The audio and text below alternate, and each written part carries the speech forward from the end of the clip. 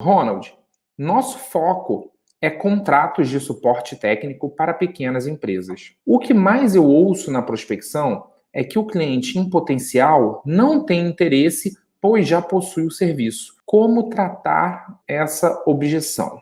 Antes de eu começar a explicar aqui, eu preciso deixar claro que para você conseguir fechar com esse cliente, né, fazer com que ele troque de fornecedor e contrate a sua empresa, existe uma série de fatores que envolvem isso.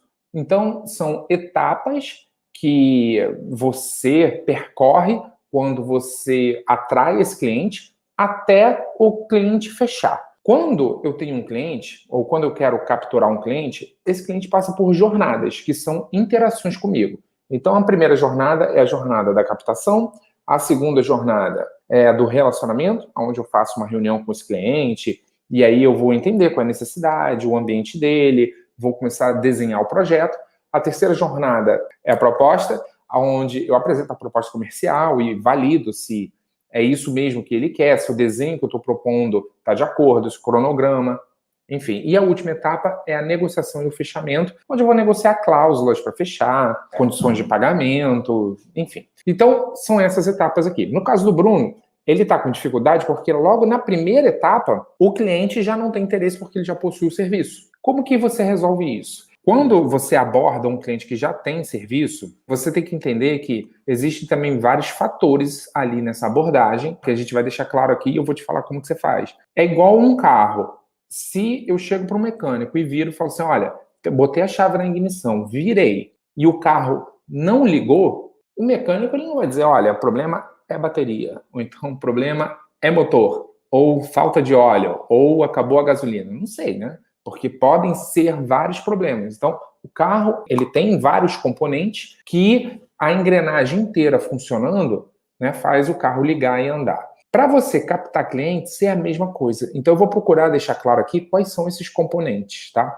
Primeiro ponto, então, vamos lá. Agora que a gente entendeu que são vários componentes, o que varia, então? Primeiro, varia como você está abordando esses clientes, né? O que você está falando para soar interessante para o cliente, se aquilo que você aborda na hora que você está prospectando, se isso soa como uma oportunidade de melhora para o cliente, com quem que você está falando, certo? Dentro do cliente que está sendo barrado, qual cliente que você está prospectando, enfim. Então, existem vários componentes que podem ser o problema. E aí a gente vai procurar corrigir e resolver esses problemas. Então, eu vou procurar falar de uma forma ampla e para N situações. Eu não sei o que está acontecendo, mas vou procurar trazer a solução para várias situações. Então, primeiro, o Bruno disse que o foco dele é contratos de suporte técnico para pequenas empresas. E o que ele mais ouve na prospecção é que o cliente em potencial não tem interesse, pois já possui o serviço. Então, vamos começar pelo primeiro conceito de todos, que é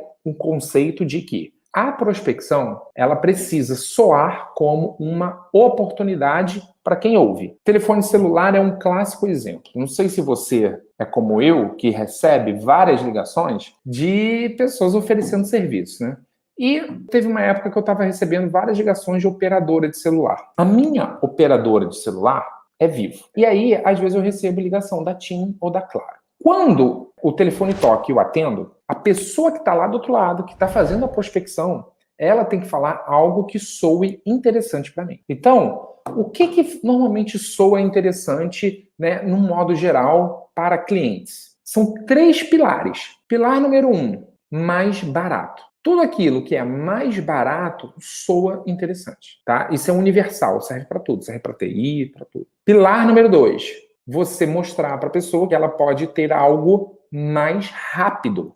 Isso também soa interessante, é um pilar universal. E o pilar número 3 é a pessoa ter um serviço ou um atendimento com menos erros ou menos problemas. Então, isso aqui é para você guardar essas informações aqui, que são conceitos universais. Então, vamos lá. Eu estou na Vivo. Se a Claro me liga, a primeira coisa que eles vão falar é o seguinte: senhor, quanto o senhor paga de telefone? E aí eu falaria, olha, eu pago 200 e poucos reais, sei lá, 220 reais para 2 linhas, plano família. E ela fala, olha, senhor, quanto o senhor tem de internet? Aí eu falo lá, tenho tantos gigas. Ela fala, olha, se o senhor trocar para Claro, eu te dou os mesmos gigas de internet, até um pouquinho mais, e você, ao invés de pagar R$ 220, você vai pagar 200. Então, ela fala algo e aquilo pode soar interessante para mim ou não. Então, esse é o primeiro conceito da prospecção. Você quer ter sucesso, você quer fazer o cliente trocar, é isso que você tem que fazer. Você tem que primeiro pensar, cara, o que vai soar interessante para esse cliente? Então, dito isso, preço mais barato, muitas pessoas se interessam. Tem gente que troca mesmo de operadora de celular para pagar R$ 10 a menos. Cara, tem gente que troca de operadora de internet. Agora, vamos imaginar ao contrário. Por quê? A Vivo ela é mais cara e a Claro é mais barata. Imagina agora que eu sou da Claro e liga um atendimento da Vivo, que quer cobrar mais caro. O que eles vão falar? Eles vão falar o seguinte, de possíveis problemas que eu, por ser usuário da Claro, posso estar passando. Então, eu vou dar um exemplo. Imagina que a minha conexão de sinal, aonde eu moro, na minha região, tá? Ela não funciona rápido no 4G e fica a maior parte do tempo no 3G. Então a cobertura é um possível problema. O cara que está ligando para prospectar, ele não sabe se eu tenho esse problema ou não. Mas ele sabe que no geral, no mercado, normalmente a Vivo tem a melhor cobertura e quem tem outra operadora provavelmente pode estar sofrendo com esse problema de lentidão. Então como é que a Vivo faria? Ela ligaria, falaria, alô senhor, tudo bem? É o seguinte, aqui quem fala é o fulano da Vivo e eu quero saber se você está satisfeito com a cobertura do seu celular. Se a internet funciona rápido, se o seu celular funciona rápido e você consegue usar, se você viaja bastante e se você consegue usar mesmo o celular sem nenhuma interrupção. Alguns clientes vão dizer, sim, consigo. Outros clientes vão falar, não, volta e meia essa porcaria que cai. Alguns vão falar que conseguem, outros não. Então, entende uma coisa. Primeiro ponto. O que você faz para você ter sucesso na hora de atrair, de prospectar esse cliente? Você tem que criar um argumento de que aquilo que você está falando é uma oportunidade. E aí eu estou usando exemplo específico para clientes que já compram o mesmo serviço que você presta, só que de outro fornecedor, tá bom? Agora, beleza, Ronald, entendi isso. Como que a gente aplica para TI, né? E aí, no caso do Bruno, que foi que fez a pergunta, ele disse que o foco da empresa dele é contrato de suporte técnico para pequenas empresas. Mas ele ouve na prospecção que o cliente em potencial não tem interesse. Então, vamos lá. Eu expliquei aqui que no meu método, a gente tem que percorrer 4 etapas.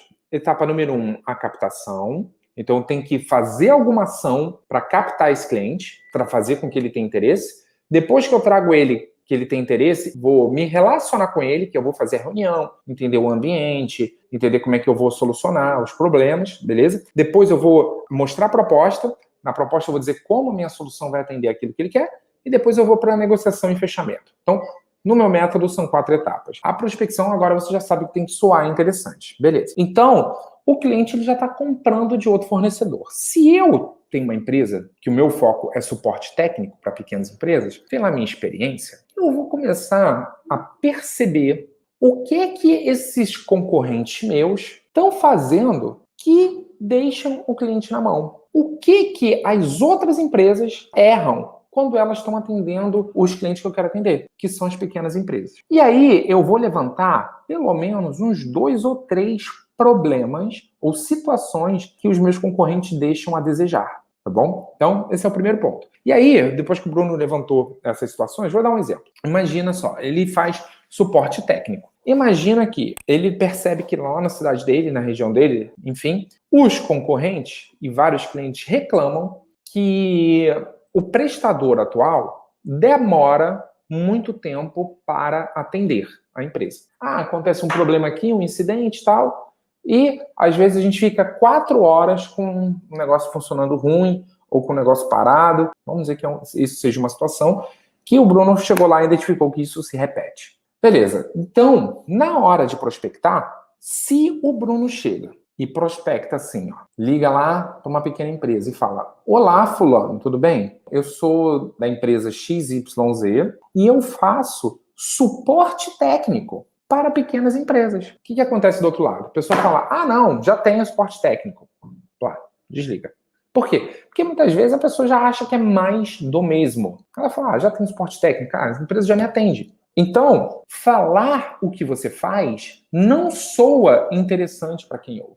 Então, qual seria a melhor maneira? É o Bruno falar de uma situação que esse cliente ele pode estar passando com o prestador atual e dizer que ele é melhor, que ele pode resolver. Então, como que seria? Alô, tudo bem? Olha, eu sou o Bruno, da empresa XYZ, especialista em tecnologia, em TI, e eu estou entrando em contato porque eu sei que muitas empresas como a sua têm problemas de atendimento muito demorado com o prestador atual. E quando isso acontece, muitas vezes vocês ficam horas tendo que esperar, ou então com o sistema, com os computadores, com a rede inteira funcionando muito devagar. E aí, como eu sou especialista nisso, eu estou entrando em contato para saber se esse tipo de problema acontece aí. E aí a pessoa ela vai dizer sim ou não. Ó, para uma pessoa trocar de fornecedor, precisa ter algo que motive ela. E eu dei 3 motivos aqui. Vou recapitular. Os motivos universais são mais barato, mais rápido ou com menos erro, ou, se for possível, sem erro. Isso serve para tudo. Então, eu peguei um dos motivos universais e falo, olha, isso acontece aí? Se acontecer, o cliente deve falar, cara, acontece. E aí, tua próxima fala, ou a próxima coisa que você deve falar é o seguinte, tá bom, você quer resolver? Olha, você não está vendendo o seu serviço de TI. Você está resolvendo um problema ou uma situação que acontece na empresa do cliente.